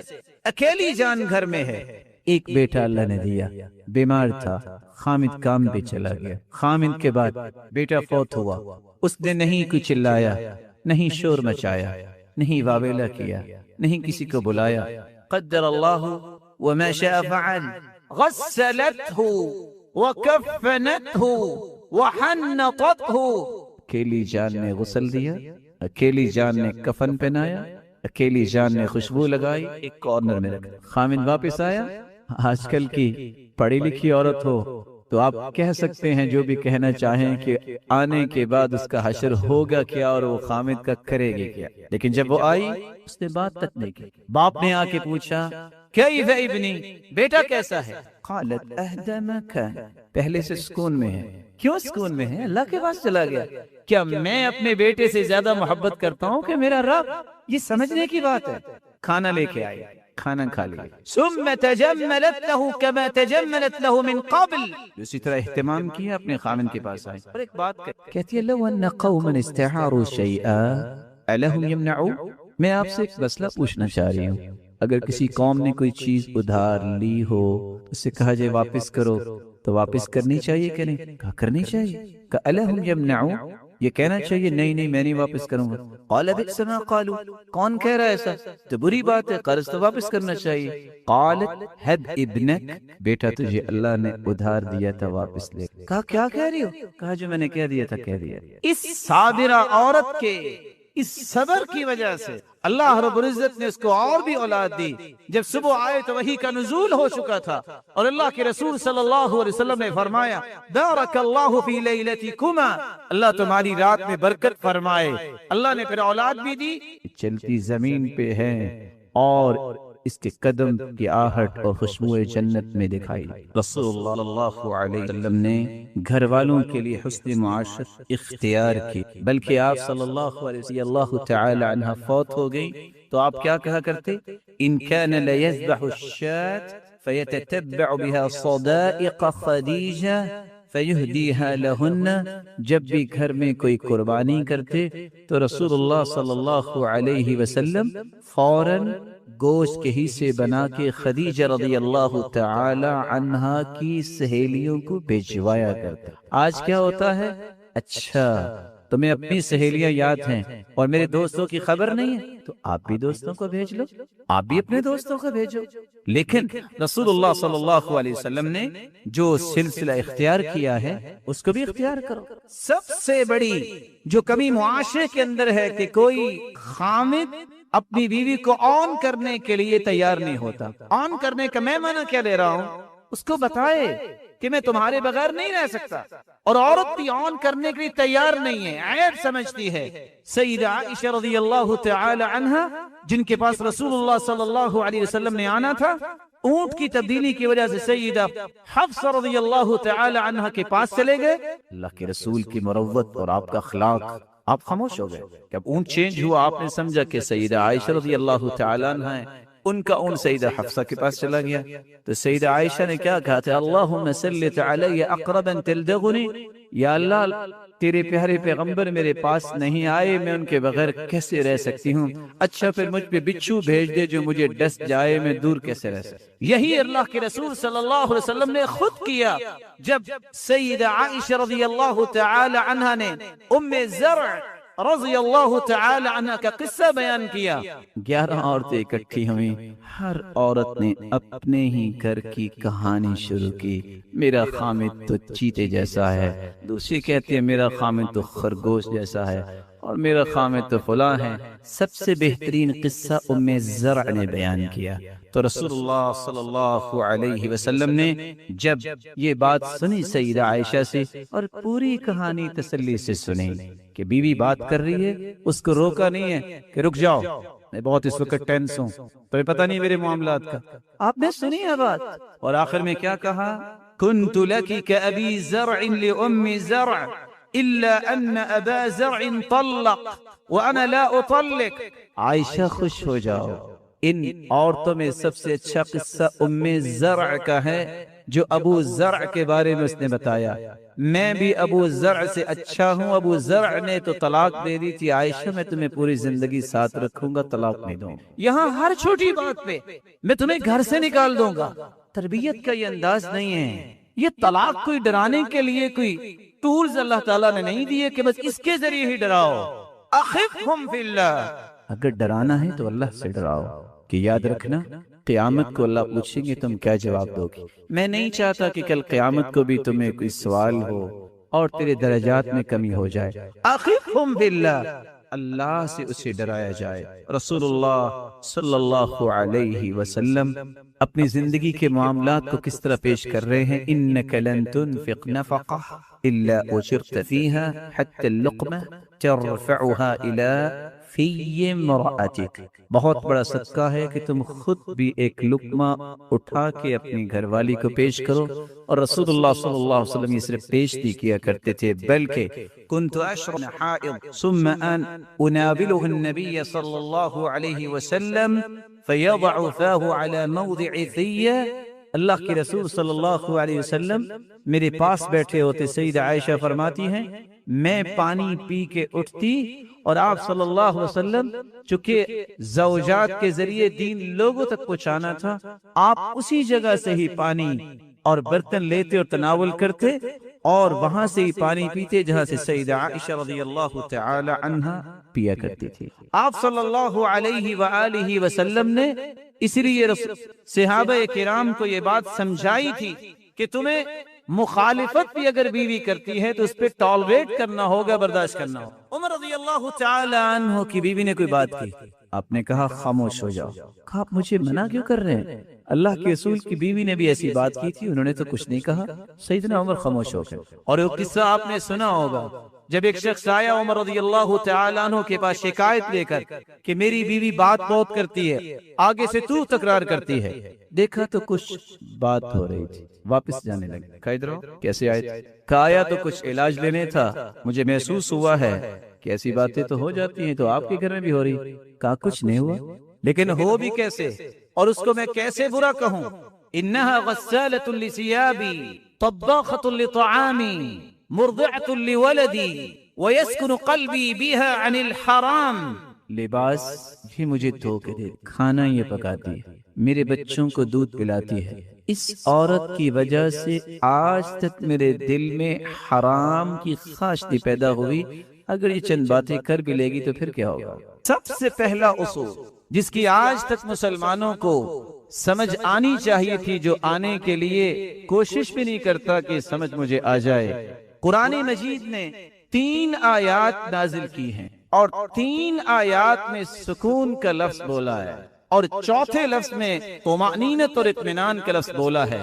تو میں کسی گھر کے سکون اور خوشی کو اگر کھڑا کرنا چاہتا ہوں تو اس کے 4 پلرز ہیں۔ پہلا فالق الاصباح وجعل الليل سكنا والشمس والقمر حسبانا ذلك تقدير العزيز العليم، صبح کو پیدا کرنے والا بھی اللہ ہے، وجعل اللیل سکنا، رات کو اللہ تعالیٰ نے سکون کا باعث کیا، اور دوسری جگہ فرمایا وجعل لکم من بیوتکم اللہ الذی جعل لکم من بیوتکم سکنا، اللہ تعالیٰ وہ ہیں جس نے تمہارے گھروں کو سکون بنایا، اور تیسری جگہ فرمایا وَمِنْ آيَاتِهِ أَنْ خَلَقَ لَكُم مِّنْ أَنفُسِكُمْ أَزْوَاجًا لِتَسْكُنُوا إِلَيْهَا وَجَعَلَ بَيْنَكُم مَّوَدَّةً وَرَحْمَةً إن في ذلك لآيات لقوم يتفكرون۔ اللہ تعالیٰ کی ویسے تو بہت ساری نشانیاں ہیں، ان نشانیوں میں ایک نشانی یہ بھی ہے کہ اللہ تعالیٰ نے تمہیں اپنے نبی کے ذریعے پیغام دیا کہ نکاح کرو، یہ سنت ہے، اور تمہاری بیوی کو تمہارے لیے سکون کا باعث ہے۔ اور چوتھی آیت اللہ رب العزت فرماتے ہیں الذین آمنوا وتطمئن قلوبهم بذکر اللہ الا بذکر اللہ تطمئن القلوب۔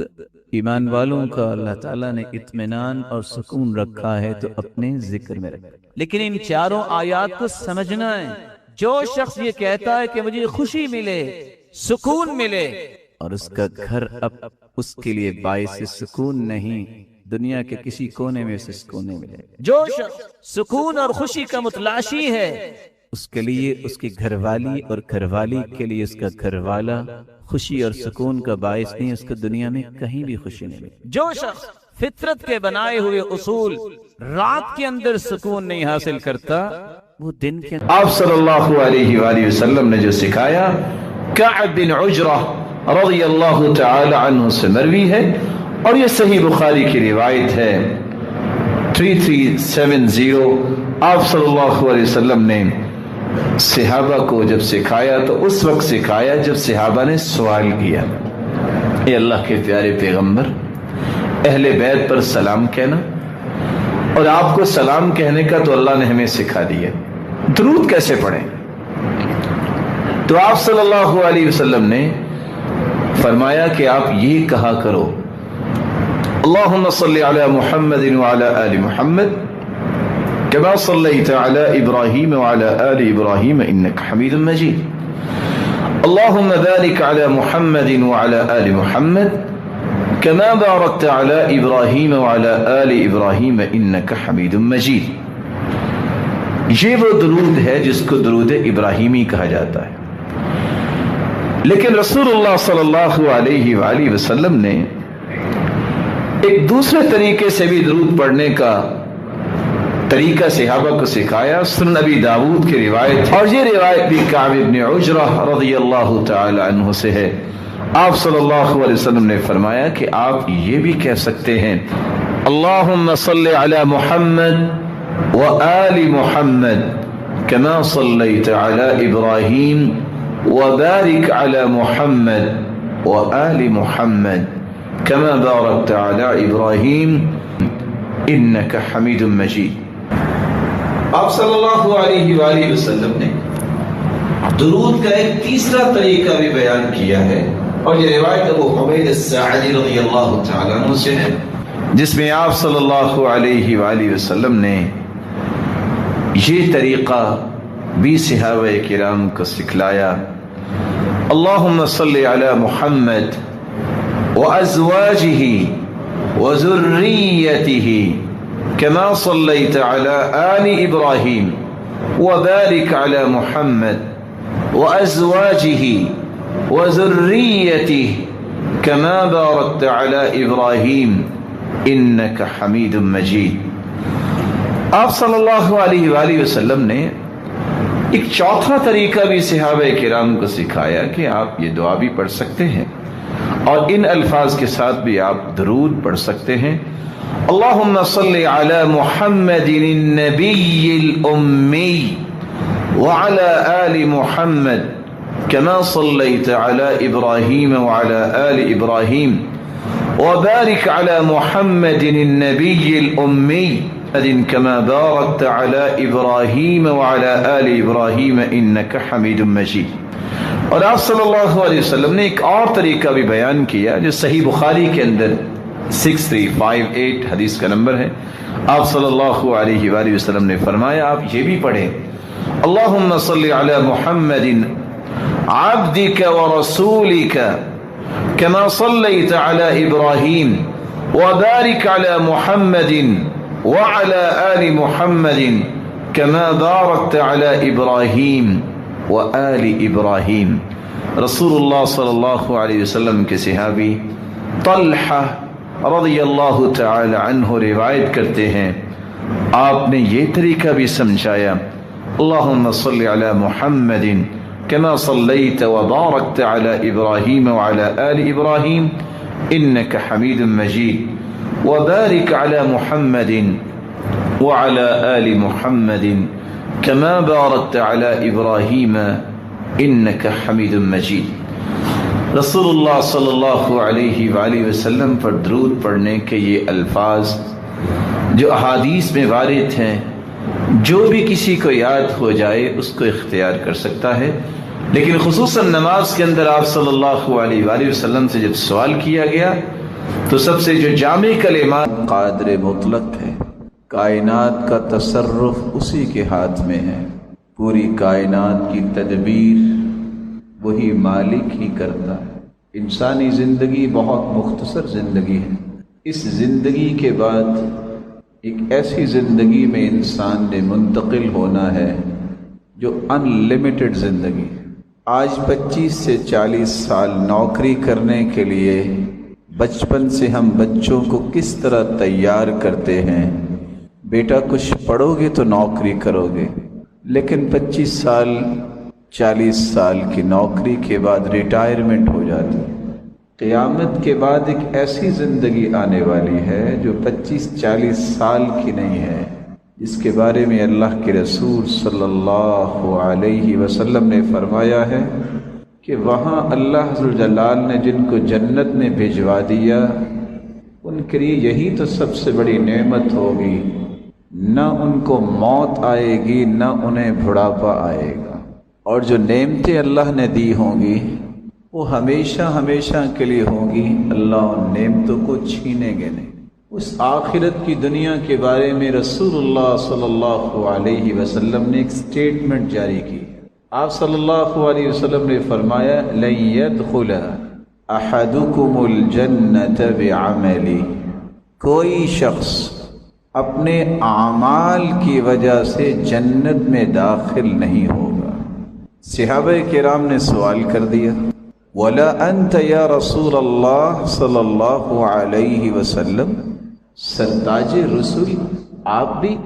تو آپ صلی اللہ علیہ وسلم نے فرمایا ولا انا الا ان يتغمدني اللہ برحمتی، جب تک اللہ ذوالجلال کی رحمت مجھے نہیں ڈھانپے گی میں بھی ایسے اعمال کے ساتھ جنت میں نہیں جا سکتا۔ فیصلہ سنا دیا کہ اللہ کی رحمت کے بغیر کوئی انسان جنت نہیں جا سکے۔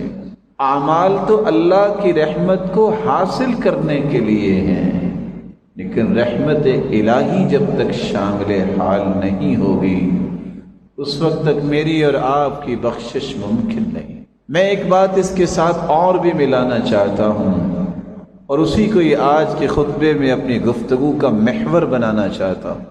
جس طرح آخرت میں کامیابی اللہ کی رحمت کے بغیر ممکن ہی نہیں، میرے معزز، میرے مکرم، میرے محتشم اور محترم بھائیوں اور بزرگوں، زندگی کے اندر بھی خوشی اور کامیابی اور یہ سرور یہ اللہ کی رحمت سے کسی انسان کو میسر نہیں آ سکتا۔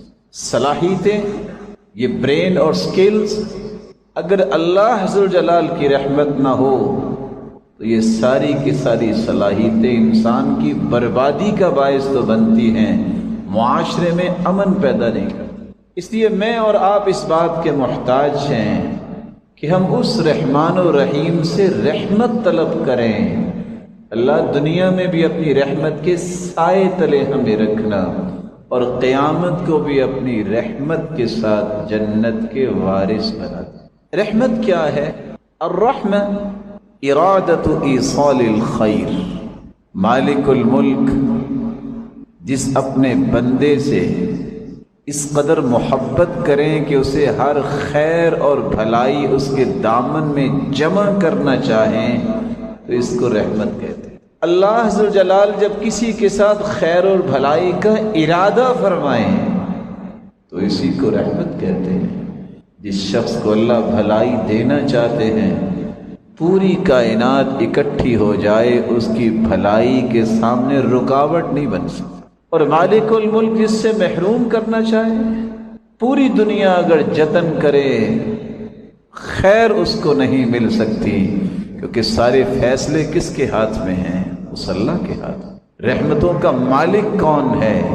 وہی تو ہے جس نے پوری کائنات کو پیدا کیا۔ اس لیے اللہ تعالیٰ نے کائنات کے اندر اپنی رحمت کے مظاہر رکھے ہیں جن پہ مجھے اور آپ کو غور کرنا چاہیے کہ اللہ تعالیٰ کی اتنی رحمت ہے، شاید کہ میرے اور آپ کے دل میں یہ شوق اور ذوق اور یہ تڑپ اور ٹھس پیدا ہو جائے کہ یہ رحمت تو مجھے بھی چاہیے۔ سب سے پہلے اللہ تعالیٰ کی رحمت کا مظہر یہ ہے کہ اللہ ذوالجلال نے ہم سب کو اشرف المخلوقات انسان بنایا، اور پھر انسان کو صحیح انسان بنانے کے لیے قرآن عطا کیا۔ الرحمن علم القرآن خلق الانسان علمه البیان۔ رحمان ہے وہ ذات، علم القرآن جس نے قرآن سکھایا، خلق الانسان اور اس نے انسان کو پیدا کیا۔ یہ کیا؟ پہلے قرآن کا تذکرہ آیا ہے اور انسان کی تخلیق کا بعد میں تذکرہ آیا ہے۔ کیوں؟ لکھنے والے یہ لکھتے ہیں کہ وہ انسان جو قرآن نہیں پڑھتا اس کا انسانیت کا پہلو رہتا ہی نہیں ہے، اس کی اصل پہچان ہی قرآن ہے۔ علم القرآن خلق الانسان، انسان کو پیدا ہی اس لیے اللہ نے کیا ہے اس آخری امت میں، اس کے لیے دستور حیات، اس کے لیے قانونی کتاب، اس کے لیے کانسٹیٹیوشن جو ہے قیامت تک آنے والی انسانیت کے لیے، اس کا نام ہے قرآن۔ یہ انسان کو انسانی زندگی کے وہ مثبت رویے سکھانے والی کتاب ہے۔ اس کے ساتھ جب تک وہ جڑتا نہیں ہے وہ انسان نظر ہی نہیں آتا۔ شکل و صورت تو آج مختلف میٹیریل سے بھی بنائی جاتی ہیں، لیکن انسان تو اسے کہتے ہیں نا جس کے اندر انسانی آداب ہوں اور انسانی جذبات ہوں کہ میں نے کسی کا احترام بھی کرنا ہے، میں نے کسی پہ شفقت بھی کرنی ہے، کسی سے خیر خواہی بھی کرنی ہے، معاشرے کے اندر میری وجہ سے امن آنا چاہیے، میری وجہ سے خیر پھیلنی چاہیے، اور میری وجہ سے معاشرے کے امور درست ہونے چاہیے اور برکت کا باعث ہونا چاہیے۔ اللہ ذوالجلال نے اپنی رحمت کا ایک مظہر یہ بھی پیش کیا، اگر انسانیت پیدا کر دی تھی، اگر ان کو صحیح راستہ دینے والا کوئی نہ ہوتا تو انسان اور حیوان میں کوئی فرق رہ جاتا ہے؟ قرآن نے اسی بات کو تو بیان کیا ہے۔ وَلَقَدْ ذَرَأْنَا لِجَهَنَّمَ كَثِيرًا مِّنَ الْجِنِّ وَالْإِنسِ لهم قلوب لا يفقهون بها ولهم أعين لا يبصرون بها ولهم آذان لا يسمعون بها أولئك كالأنعام بل هم أضل اولئک هم الغافلون۔ جہنم انسانوں اور جنوں سے اللہ ذوالجلال بھریں گے۔ کیسے جنوں اور انسانوں سے؟ دل ان کو دیے لیکن وہ دل سے صحیح بات سمجھتے نہیں۔ آنکھیں ان کو دی ہیں جن آنکھوں پہ وہ بسا اوقات ناز بھی کرتے ہیں کہ کتنی اچھی اور کتنی موٹی آنکھیں ہیں، لیکن انہیں حق نظر ہی نہیں آتا۔ کان بھی دیے ہیں لیکن حق بات کو سننے اور اس سے اثر لینے سے عاری ہیں۔ اللہ تعالیٰ نے وہاں جو ورڈنگ یوز کی ہے وہ کیا ہے؟ اولئک کالانعام بل هم اضل۔ یہ صرف جانور اور حیوانوں کی طرح ایسے لوگ نہیں ہیں بلکہ ان سے بھی گمراہ ہیں۔ جب دین کو انسان نہیں سمجھتا، جب حق بات کو تسلیم نہیں کرتا اور حق بات کو سننا گوارا نہیں کرتا، اس کی مثال تو قرآن نے خود دے دی ہے۔ اس لیے اللہ ذوالجلال نے اپنے رحمت کا ایک مظہر پیش کیا، رسالت اور نبوت کا تسلسل قائم کیا۔ 1,24,000 پیغمبر دنیا میں بھیجے، 315 رسول تھے، باقی سب انبیاء تھے۔ رسول اس کو کہتے ہیں، وہ ہستی جو نئی شریعت لے کے آئے، اور نبی اس کو کہتے ہیں جو پہلی شریعت کو ہی آگے لے کے چلے۔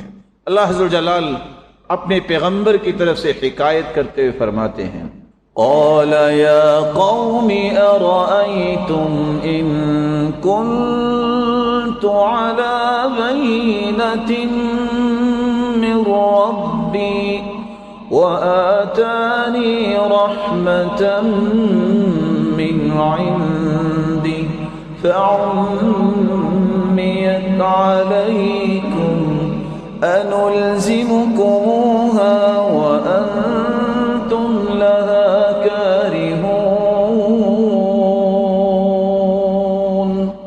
قوم کے لوگوں ایک بات تو بتاؤ، ان كنت على بينة من ربي وآتاني رحمة من عندي، اگر اللہ کی طرف سے میں کوئی واضح دلیل لے آؤں جو رسالت کی بات ہے، اور میرے رب نے مجھے رحمت سے نوازا ہو، تو پھر بھی تو مندے ہو جاؤ گے۔ رسالت، نبوت، یہ اللہ عز و جلال کی رحمت کا مظہر ہے انسانوں کی رشد و ہدایت کے لیے، اس مخلوق کو صحیح راستے پہ چلانے کے لیے۔ اللہ نے جہاں وحی کا سلسلہ جاری کیا، وہاں ایسی ہستیوں کو، ایسی چنیدہ ہستیوں کو دنیا کے سامنے پیش کیا۔ یہ آپ کے لیے رول ماڈل ہے، یہ آپ کے لیے نمونہ ہے، یہ آپ کے لیے قدوہ ہے، یہ آپ کے لیے اسوہ ہے۔ ان کی زندگیوں کو اپنے لیے رول ماڈل بناؤ اور اس کے مطابق زندگی گزارو گے، تمہاری زندگی کا ایک ایک پل جو ہے تمہاری بلندی کا باعث بنے گا، اور قیامت کو انہی ہستیوں کی صفوں میں میں تمہیں کھڑا کر دوں۔ یہ اللہ عز و جلال کی رحمت کا تیسرا مظہر ہے۔ یہ سب روشن چہرے پڑھے لکھے بیٹھے ہیں۔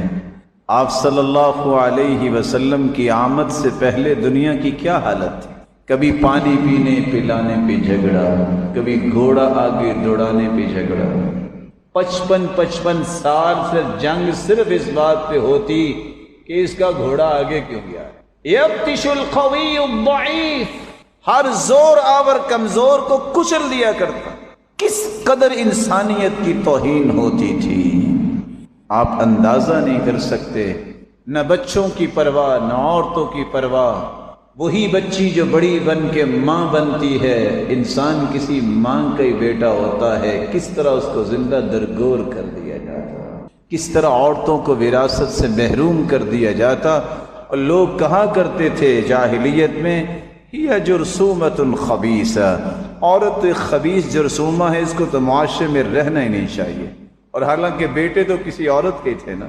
اللہ عز و جلال نے اپنے آخری پیغمبر خاتم النبیین محمد الرسول اللہ صلی اللہ علیہ وسلم کو پوری کائنات کا سرتاج بنا کے اس امت پر احسان کیا ہے، اس کو ہادی و مرشد اس امت کے لیے بنا کے بھیجا، اور قیامت تک کے لیے ایک لقب دے دیا، وَمَا أَرْسَلْنَاكَ إِلَّا رَحْمَةً لِّلْعَالَمِينَ۔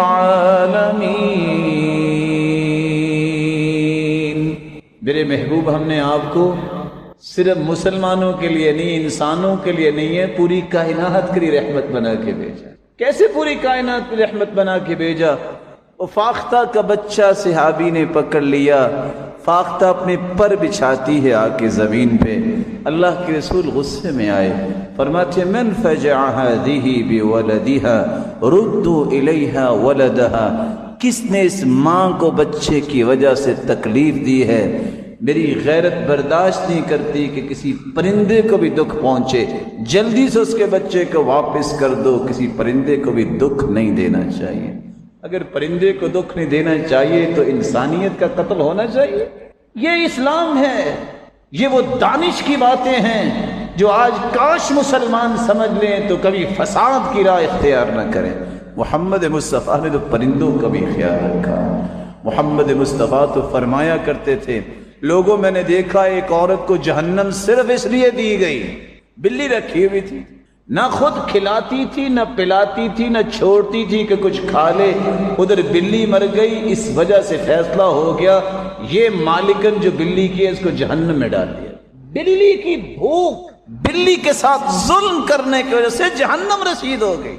اور اللہ کے رسول نے یہ بھی فرمایا وہ تھی تو بدکار عورت بنی اسرائیل کی، لیکن اس نے دیکھا کہ کتے کو پیاس لگی ہے اور اپنی زبان وہ اس سے مٹی کو چاٹ رہا ہے، گیلی مٹی کو، کہ پیاس بجھ جائے۔ اس عورت نے موزے میں پانی لیا اور کتے کو پانی پلا دیا، اللہ نے اس کی بخشش فرما دی۔ یہ نظام محمد مصطفیٰ لے کے آئے صلی اللہ علیہ وسلم۔ یہ اس کا احسان ہے کہ اس نے ہمارے ہادی و مرشد اس ہستی کو بنایا جس جیسی ہستی آج تک دنیا میں نہیں آئی، نہ قیامت تک آ ہی سکے۔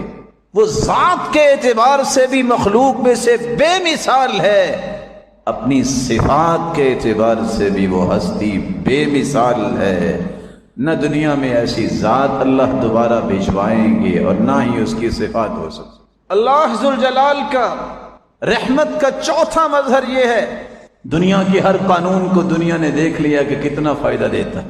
سب سے بہترین قانون کی کتاب وہ اللہ نے قرآن بنا کے اتارا۔ قُلْ بِفَضْلِ اللَّهِ وَبِرَحْمَتِهِ فَبِذَلِكَ فَلْيَفْرَحُوا هُوَ خَيْرٌ مِّمَّا يَجْمَعُونَ۔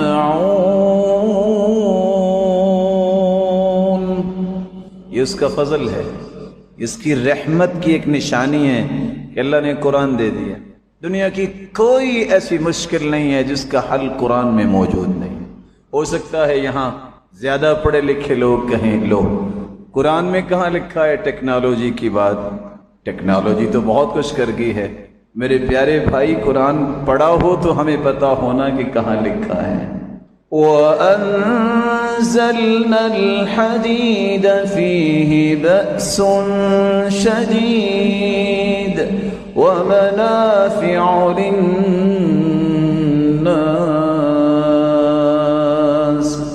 لوہا ہم نے اتارا ہے، اس میں ہم نے پاور بھی رکھی ہے، پروفٹ بھی رکھا ہے۔ یہ آیت قرآن مجید میں ہے کہ یا یہودیوں کے لیے اتری تھی؟ مسلمانوں کے لیے ہے۔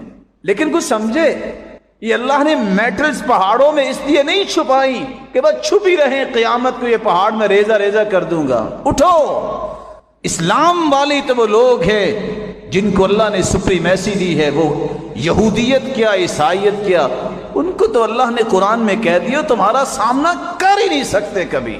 لا يقاتلونكم جميعا الا في قرى محصنة او من وراء جدر، دیواروں کے پیچھے چھپ کے تم سے لڑائی کریں گے یا قلعوں میں بند ہو کے تمہارا سامنا نہیں کر سکتے۔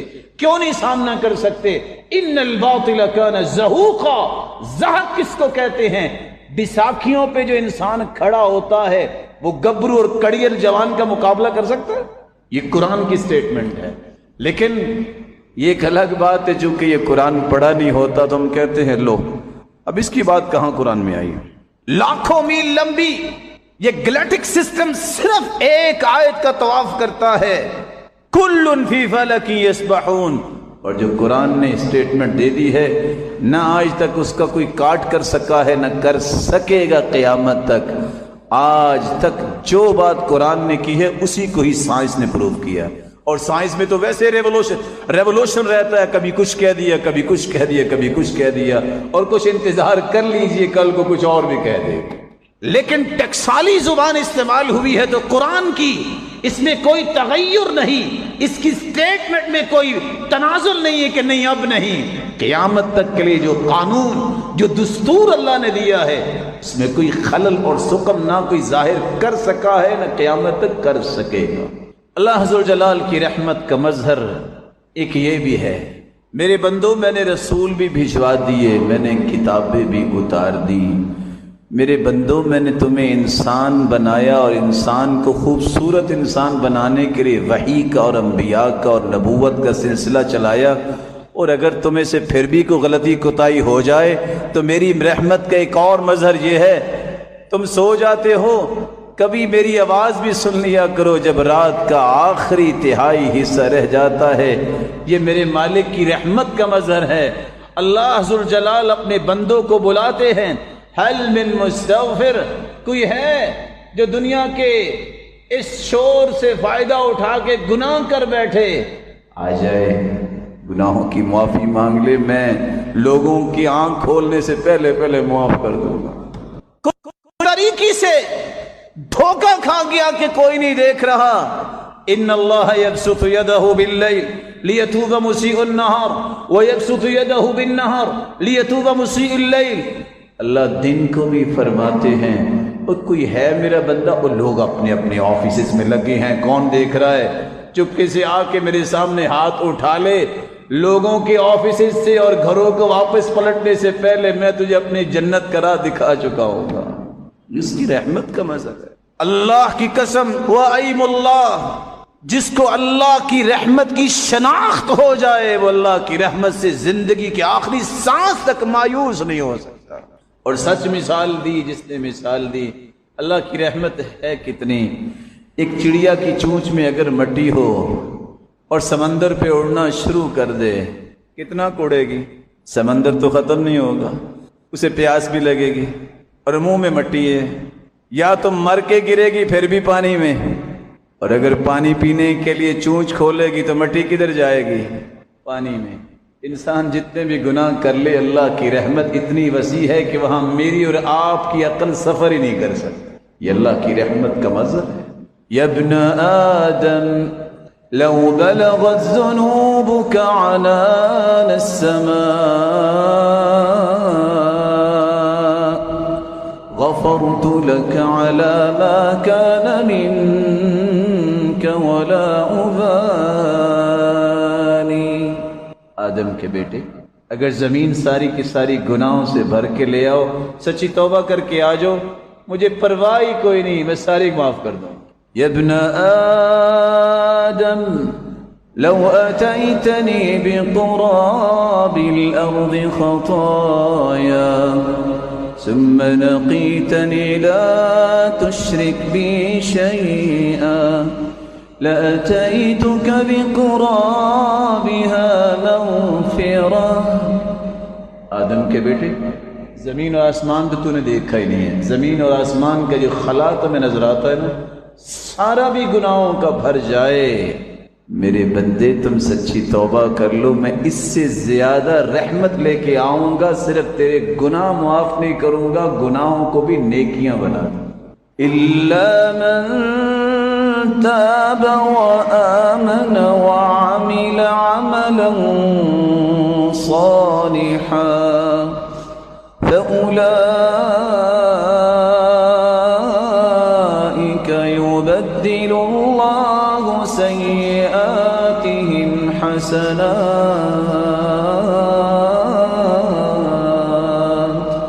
وَكَانَ اللَّهُ غَفُورًا رَحِيمًا۔ جو توبہ کر لیتا ہے، عمل صالح کی پلاننگ کرتا ہے اور آگے سے نیک عمل شروع کر دیتا ہے، اللہ کے وعدے ہیں جتنے بھی گناہ کیے وہ سب نیکیاں اللہ بنا دیتے ہیں، اور آگے سے وہ ایسے راستے پہ چل نکلتا ہے، قیامت کے دن انبیاء اور صدیقین اور شہداء اور صالحین کے صف میں کھڑا کیا جائے۔ اللہ عز و جلال کی رحمت کا ایک نمونہ یہ بھی ہے، میں اور آپ نیکی کرتے ہیں کہ اللہ کی رحمت ملے، اللہ راضی ہو جائے، نیکی ہم ایک کرتے ہیں، اللہ ہمارے دل کو دیکھتے ہیں، نیت کو دیکھتے ہیں، اخلاص کو دیکھتے ہیں، نیکی ایک ہوتی ہے، بدلہ 10 نیکیوں کی صورت میں ملتا ہے۔ کام ایک کرتے ہیں، اللہ اس کا بدلہ 70 گنے دیتے ہیں، یہ اس کی رحمت نہیں ہے؟ کام ایک کرتے ہیں، إِلَى 700 ضِعْفٍ، اللہ اس کے اجر کو 700 گنا بڑھا کے دیتے ہیں، إِلَى أَضْعَافٍ كَثِيرًا۔ صحیح بخاری اور صحیح مسلم کی روایت ہے، اللہ کی رحمت تو اتنی وسیع ہے، بندے نے کام ایک کیا ہوتا ہے، اللہ فرشتوں سے کہتے ہیں نہیں تم لکھو ہی نہیں، تم لکھ ہی نہیں سکتے کہ میں اس کو انعام کتنا دینا چاہتا ہوں، قیامت ہوگی میں اس کو اپنی شان اور عظمت کے مطابق انعام دوں۔ تمہارے پاس لکھنے کا جو سسٹم میں نے رکھا ہے وہ اس کا احاطہ نہیں کر سکتا، انلمیٹڈ اجر۔ کیا یہ اللہ کی رحمت نہیں؟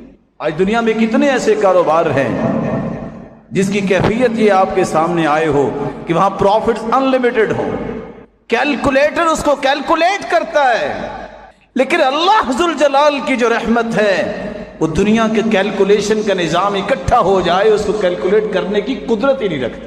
اللہ کی رحمت کا مظہر ایک یہ بھی ہے، آج دنیا میں کوئی کسی کے قریب جائے نا تو سب سے پہلے جو کہتے نا میری سکس سینس یہ کہہ رہی ہے یہ کسی مقصد کے لیے آیا ہوگا، وہ الگ سے کیلکولیشن شروع کر دیتے ہیں، پتہ نہیں کیوں مل رہا ہے اور پتہ نہیں کیوں اور پتہ نہیں آج کیوں اس کو آنا ہوا۔ میرے رب کی رحمت بھی دیکھیے، اللہ ذوالجلال حدیث قدسی میں فرماتے ہیں کہ میرا بندہ جب میرے قریب ہوتا ہے تو میں کیا کرتا ہوں، اذا تقرب العبد منی شبرا تقربت منہ ذراعا، میرا بندہ اگر ایک بلشت میرے قریب آئے میں ایک ہاتھ اس کے قریب ہوتا ہوں۔ کوئی آ کے تو دیکھے، میرے اور آپ کے اللہ کے قریب جانے کی دیر ہے، اور کہنے والے نے سچ کہا، دنیا کی ہر مصیبت کا علاج اتنا ہی آپ سے دور ہے جتنی آپ کی پیشانی مصلے سے دور ہے۔ ایک مرتبہ زمین پہ اپنا سر رکھ دو، فاخبر باسرارک فانه یخبی اسرارک ویحقق امنیاتک، لوگوں کو اپنے راز و نیاز کی باتیں بتاتے ہو، کبھی فیس بک پہ، کبھی ٹویٹر پہ، کبھی ای میل کے ذریعے، کبھی واٹس ایپ کے ذریعے، کبھی میسنگ ہوتی ہے، ایک مرتبہ سر زمین پر رکھ کے اس کو اپنے راز بتاؤ نا، وہ تمہارا راز بھی رکھے گا، تمہاری اچھی خواہشوں کو پورا بھی کرے گا، جو اچھی نہیں ان کو صحیح بنا کے پورا کر دے گا، لیکن اس راز والے کو راز بتاؤ۔ اللہ عز و جلال ہمیں اپنے ساتھ جوڑنے کی توفیق عطا فرمائے۔ یہ بھی اس کی رحمت کا مظہر ہے، تحاجت الجنت والنار، جنت اور جہنم میں آپس میں بحث ہو گئی، اچھا افضل کون ہے؟ رسول اکرم صلی اللہ علیہ وسلم کا فرمان ہے، صحیح بخاری کی روایت ہے 4850، جہنم کہنے لگی میں افضل ہوں۔ پوچھا کیوں؟ کہتی جتنے جابر ہوں گے لوگ، تکبر کرنے والے میرے پاس آئیں گے، میں ہی افضل ہوگی۔